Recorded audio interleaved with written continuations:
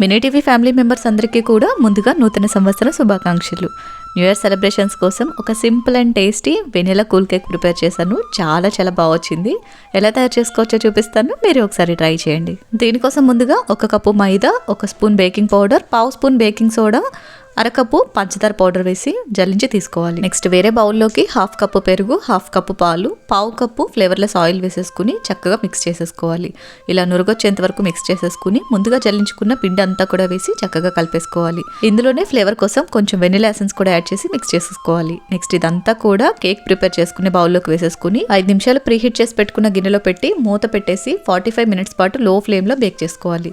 Next whipping cream కోసం 1 cup whipping powder లో 1 cup చల్లటి పాలు పోసేసి హ్యాండ్ బ్లెండర్ తోటి క్రీమీ టెక్స్చర్ వచ్చేంత వరకు కూడా బ్లెండ్ చేసుకోవాలి. ఇందులోనే 2 స్పూన్స్ షుగర్ కూడా యాడ్ చేసి బ్లెండ్ చేసుకోండి. పర్ఫెక్ట్ కన్సిస్టెన్సీ వస్తుంది. 45 మినిట్స్కి కేక్ చక్కగా బేక్ అయిపోతుంది. దీన్ని కంప్లీట్గా చల్లారిపోనిచ్చేసి బటర్ పేపర్ రిమూవ్ చేసేసుకుని 3 లేయర్స్గా కట్ చేసుకోవాలి. దారంతో అయితే ఇలా సింపుల్గా కట్ చేసేసుకోవచ్చు. నెక్స్ట్ ప్రిపేర్ చేసి పెట్టుకున్న విప్పింగ్ క్రీమ్ని పైపింగ్ బ్యాగ్లో వేసేసుకుని కేక్ లేయర్స్కి క్రీమ్ అప్లై చేసుకోవాలి.